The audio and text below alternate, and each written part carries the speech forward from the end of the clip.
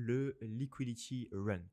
Alors le Liquidity Run n'est pas un retracement comme les autres, c'est une phase beaucoup plus spécifique où en fait le mouvement de price action à l'intérieur va être totalement différent d'une phase de retracement normale. En fait, une phase de retracement normale, c'est lorsque le prix très bien va évoluer, admettons qu'on est baissier, très bien, petite phase de retracement, le marché repart, petite phase de retracement, le marché repart.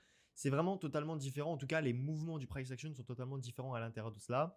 Évidemment, comme vous l'avez compris, ça fait toute la différence sur les marchés une fois que vous arrivez à comprendre cela. Alors, il faut bien comprendre que dans les PRI, donc les points de référence institutionnels, le retracement est égal Fair Value Gap, donc FVG, et Liquidity Void.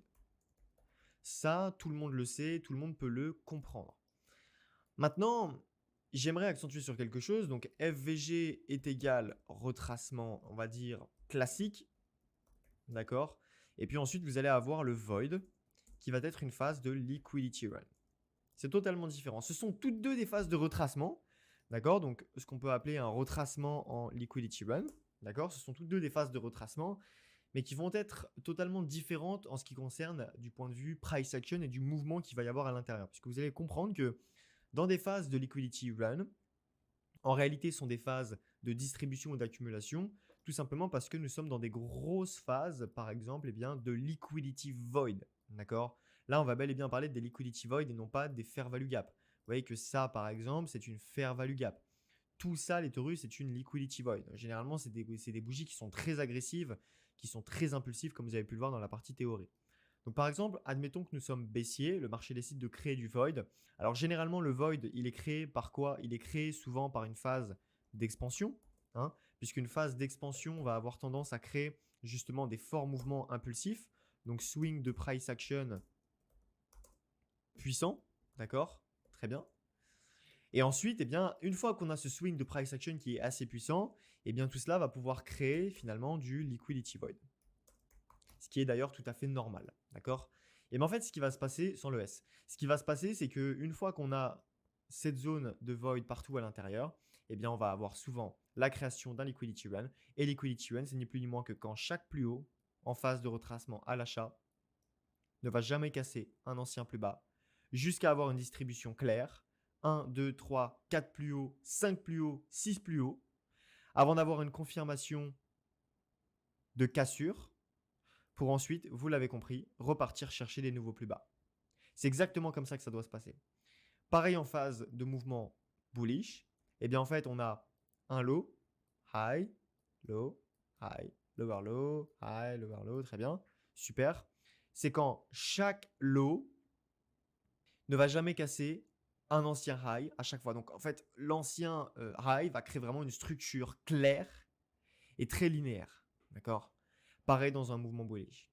C'est aussi simple que ça. Maintenant, comment identifier clairement une phase de void, de liquidity run, et comment identifier les deux en même temps? On va surtout s'aider ce qu'on appelle du top-down analyse pour identifier nos phases de liquidity run et donc nos phases sur lesquelles finalement le marché va créer des highs et des lows qui vont nous permettre de shorter ou d'acheter évidemment le marché à l'intérieur. Par exemple, si je pars sur du daily, on va le voir, mais sur des time frames qui sont beaucoup plus supérieurs, on peut le voir beaucoup plus en détail. Par exemple, vous voyez qu'ici, on a une phase de liquidity void, ça c'est une phase de liquidity void, et donc automatiquement qui va nous donner une phase de liquidity run. On va avoir un low, on va avoir un autre low ici, très bien, on va avoir un autre low ici, on va avoir un dernier low ici, on a 4 lows d'affilée, on a ce low, ce low, ce low et ce low, d'accord? Vous voyez que c'est très léger, mais on crée du high resistance liquidity run, d'accord? Donc on vient chercher finalement de la liquidité qui nous permet ensuite de revenir chercher les niveaux plus hauts. En fait, sur toute cette phase grise, si je descends en 4 heures, on va le voir beaucoup plus en détail, mais en fait, on va avoir une phase de liquidity run, donc une phase où le prix va créer plein de lots comme ceci qui vont nous donner ensuite du mouvement bullish. Ici, qu'est-ce qui se passe? On voit effectivement que le marché dans cette zone grise-là, si je l'extend à droite, on va avoir plein de nouveaux lots. On va avoir celui-ci, on va avoir celui-ci, on va avoir celui-ci, on va avoir celui-ci. On va avoir 4 lots d'affilée qui vont ensuite nous donner une cassure pour que le prix revienne à nouveau ici dans une void. D'accord, on voit qu'il a déjà anticipé le mouvement baissier pour ensuite repartir. Mais ça, les taurus, rappelez-vous, ça c'est une void en daily. Je vais vous le mettre au centre. Ça, c'est une void en daily. Ce n'est pas une void en 4 heures, en 1 heure, etc. C'est une void en daily. Ça, par contre, c'est une void en 4 heures, n'est-ce pas? c'est une void en 4 heures qui nous permet qu'en 4 heures, eh ben, on a une liquidity void. Et bien, si je passe en 1 heure sur cette void de 4 heures, regardez ce qui va se passer. On va avoir une phase de liquidity run qui va simplement créer des nouveaux plus bas, un enchaînement de nouveaux plus bas à partir de cette zone bien précise sur les marchés. Une fois qu'on est vraiment sur cette zone ici, on peut constater qu'à partir d'ici, le marché commence à décrocher. Là, il commence à créer des mouvements très légers. Et là, ce qu'on va avoir, c'est à l'intérieur une phase d'accumulation. On va avoir un lot, deux lots, on a un quatrième à partir d'ici. Donc un lot, deux lots, trois lots, quatre lots. On a le breakout ici. Et le marché, effectivement, va revenir chercher des nouveaux plus hauts. Et selon moi, lorsqu'on a une liquidity void, pour identifier une phase de liquidity run à la suite, donc ça, c'est une void en 4 heures. D'accord? Et ça, c'est votre mouvement de liquidity run. D'accord?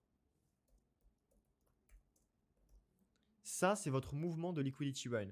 Mais la void, elle se trouve là. Et c'est dans votre void que vous allez avoir une phase de liquidity run qui va venir enchaîner la liquidité. Parce que là, le problème qu'il y a, c'est que la plupart d'entre vous vont toujours essayer d'acheter juste parce qu'on a un order block, juste parce qu'on a ci, on a ça. Et en fait, vous allez vous faire enchaîner. Vous allez littéralement vous faire enchaîner votre stop loss parce que vous n'allez pas comprendre ce qui se passe. Si déjà, vous ne savez pas dans quel contexte vous vous trouvez, comment vous voulez être rentable, comment vous voulez être rentable si vous ne savez pas dans quel contexte vous vous trouvez. D'accord? C'est pas possible en fait. Il faut avoir justement cet aspect psychologique de attention dans quelle phase je me trouve et comment du coup je vais adapter mon trading. D'accord? Ça, c'est extrêmement, extrêmement important. Toujours avoir conscience de savoir dans quelle phase on se trouve au niveau des contextes. C'est très, très important. C'est très, très important. Ça va vous permettre d'avoir une rentabilité qui est beaucoup plus régulière sur les marchés. Et donc, vous voyez que qu'est-ce qui se passe ici? Je vais prendre l'outil replay. On va prendre cette zone ici en mode replay. Très bien. Et bien, en fait, à chaque fois qu'on a des phases de void, donc ça, c'est une phase de void. Ça, c'est une liquidity void ici à l'intérieur. Ça, c'est une liquidity void ici à l'intérieur. Là, on a du void également. Très bien. Là, on avait du void également. Je ne l'ai pas tracé, mais on a du void également. On a du void à partir d'ici. Ok, très bien. Super. Et bien, regardez, en fait, ce qui va se passer à l'intérieur de cette void, là, je suis en 4 heures. Donc, tout ça, c'est des liquidity void que vous voyez en 4 heures. Si je passe maintenant sur de la lower time frame sur du 1 heure, vous allez avoir énormément de data qui vont vous permettre de comprendre ce qui se passe ici sur les marchés dans l'ensemble. C'est qu'en fait, déjà sur cette zone précise, ici, on voit que dans cette zone de void en 4 heures, en fait, on a une distribution. On a un high, deux high, trois high. On décroche, crouch candle. On revient sur des zones de rejet ici. Et le marché va pouvoir revenir chercher des nouveaux plus bas. Pour venir chercher, pour le coup, vous l'avez compris, ça on l'a déjà vu ensemble, ce low resistance liquidity run. Boum, le marché vient le chercher. Il vient chercher ce low resistance liquidity run. Ça, c'est toute la stratégie que l'on vous enseigne. Dans cette zone de void, on a une distribution. Donc, au lieu de se faire avoir ici, au lieu de se faire avoir ici, au lieu de se faire avoir ici, nous, on le sait, on ne va pas se faire avoir parce qu'on sait qu'on va avoir une distribution. On attend le mouvement qui va décrocher justement cette distribution. On attend des cassures, on attend des patterns. Vous voyez que par exemple ici, on a des mitigation blocks, on a des mouvements de retournement high resistance. Ça nous permet de shorter tout ça. On a des order blocks ici. Tout ça, ça nous permet vraiment de shorter. Ça nous permet vraiment de shorter le marché. Vous voyez ici, c'est pareil. Très bien. Le marché nous crée une zone de void. Qu'est-ce qui va se passer à l'intérieur? On va avoir un plus haut, deux plus haut, trois plus haut, quatre plus haut. Le quatrième va créer un échec. Il va nous créer un high resistance liquidity run. Vous voyez qu'il vient casser uniquement avec la mèche sur ce plus haut. D'accord? Et ensuite, il se retourne pour nous donner une cassure à la baisse ici. D'accord? Juste là. Qui vient donc chercher de la liquidité. Il revient ensuite sur des zones de fair value gap. Ça, c'est de la fair value gap. Donc, vous voyez qu'ici, on n'a pas eu de distribution. On n'a pas eu 1, 2, 3 plus haut. On est juste venu chercher de la liquidité ici à l'intérieur. On vient chercher de la contrepartie acheteuse pour pouvoir vendre, ce qui est tout à fait normal. Là, on est venu chercher de la contrepartie vendeuse pour pouvoir acheter, pour pouvoir remitigate des ordres qui se trouvaient ici à l'intérieur, pour pouvoir évidemment, vous l'avez compris, short le marché à la suite. C'est exactement ce qui se passe. Ça, c'est simplement une phase de retracement classique. On retrace tout simplement la zone de fair value gap. Par contre, tout ça n'est pas une phase de retracement normale, c'est une zone de liquidity run dans une zone de liquidity void.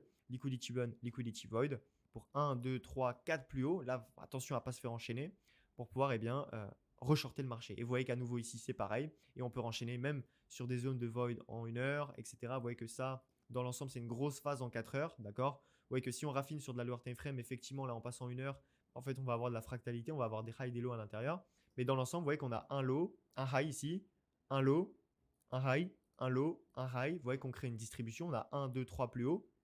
Là, le marché va ce qu'on appelle décrocher. Il commence à casser des plus bas, il commence à être un petit peu baissier, très bien. Et à partir de cette zone, là, on voit que le marché va simplement retracer. Là, il retrace de manière normale, de manière classique, dans une zone de fair value gap unique.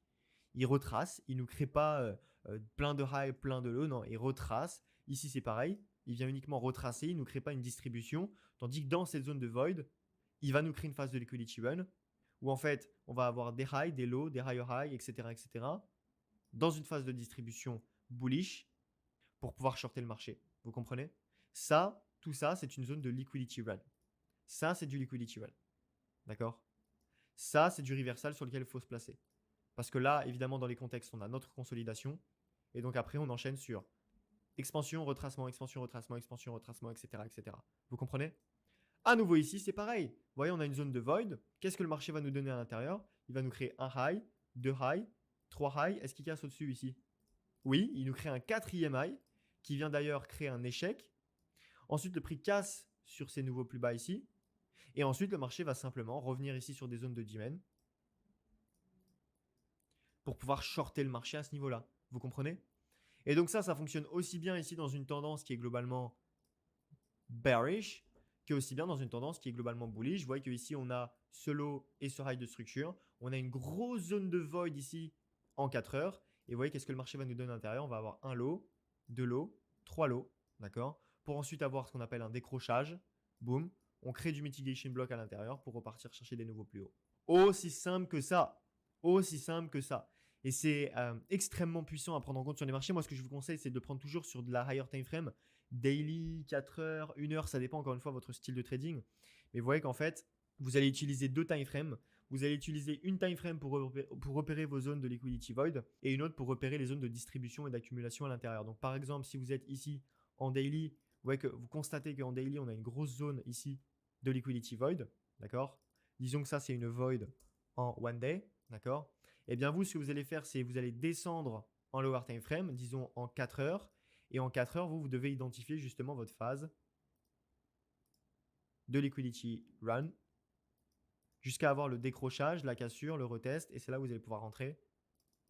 Donc évidemment, en termes de liquidité externe, vous allez chercher ce low. Mais au niveau de vos points d'entrée, vous allez prendre vraiment des zones clés. Par exemple ici, dans une zone par exemple de fair value gap en 4 heures. Et là, ça sera un simple retracement. Et vous voyez que dans cette zone de void ici, en fait, on est venu créer un high, 2 high, 3 high, parfois même un 4e qui vient souvent créer uniquement une mèche avec des lows, très bien, pour pouvoir shorter le marché. C'est exactement ça que vous devez comprendre. C'est ça la phase de liquidity run. Ça, tout ça est une phase de liquidity run. Bien. Les touristes, j'espère que cette vidéo vous aura aidé. Je vous invite encore une fois à le backtester par vous-même sur les marchés. Ça fait une énorme différence. Vous voyez, simplicité égale efficacité. On ne va pas chercher plus loin. On ne se casse pas la tête. On reste simple, le plus simple possible. On a une void, alors liquidity run, distribution à l'intérieur, accumulation à l'intérieur. Ça dépend encore une fois de vos différentes structures, votre différents contextes, votre order flow, etc. pour pouvoir bien comprendre ce qui se passe à l'intérieur. Généralement, on crée 3 lots ou si on en crée un 4e, c'est un fake. C'était Gold. À très vite.